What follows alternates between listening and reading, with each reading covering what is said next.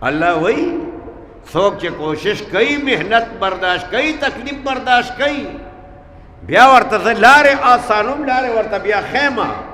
خو دا تکلیف او مصیبت دې دپاره ورکم چې زما د هغه مهربانۍ او زما د نعمت قدر وپېژني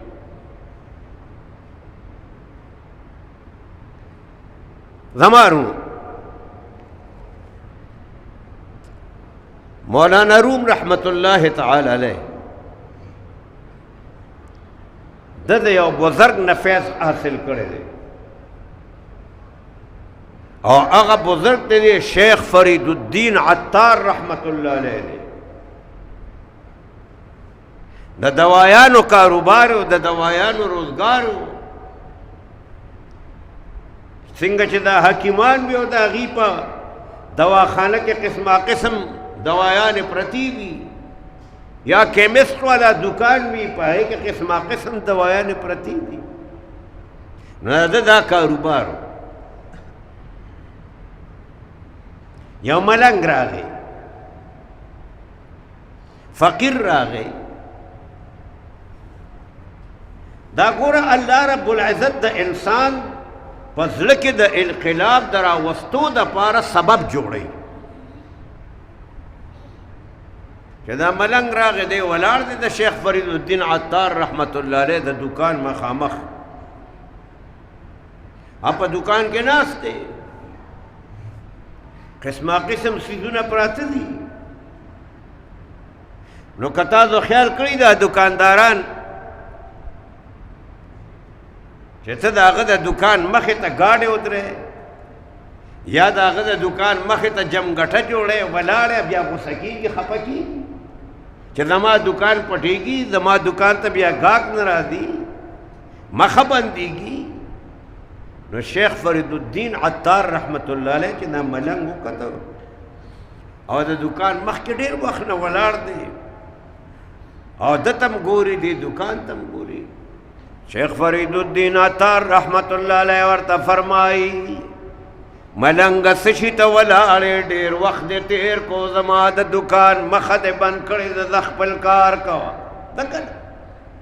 چېرته دې څه کار شته که نشته دا ملنګ شیخ فرید الدین عطار رحمت الله علیه ته اواز ورکوي بې دا وخت یې وراسې چې ولاړې ما او دا ګورم کله تا ته او کله ستا د دې دکان دې څیزونو ته قسمه قسم څیزونه پراته دي دې ټولو سره ستا واسطه دا تعلق دی ستا روح به دې تمامو څیزونو کې را بند دی ما سره دا فکر دی او دا سوچ کوما چې د دې سړي روح به څنګه د بدن نه وځي دا خو دې ډېرو څیزونو کې نښتې دي نو زه دا سوچ کوم چې ستا د روح به څنګه شیخ فرید الدین عطار رحمت الله علیه خو دغه وخت کې لا د دنیا والا دی الله والا جوړ شوی نه دی دی ورته وایي غصه شو ورته وی زه سړي خپل کار کوه زما روح به څنګه وځي د خپل روح هم کوه چې څنګه ستا وځي دغسې به زما هم وځي دا ملک ورته وایي زما روح وی او دی ملنګ د سره په ولي باندې څادر دی شړی د هغې په ځمکه واچولو او ډډه یې ولګوله وخت ډېر تېر شو شیخ فرید الدین عطار رحمت الله علیه ګوري چې دې سړي خو دا خبره وکړه بلا وخت تېر شو دې خو همدغسې نه خوځي پروت دی هسې نه چې رښتیا بڼې وي چې دې د دکان نه راکوش او ویې کاته د هغه ملنګ روح پرواز کړی بس دغه منظر او دغه واقعه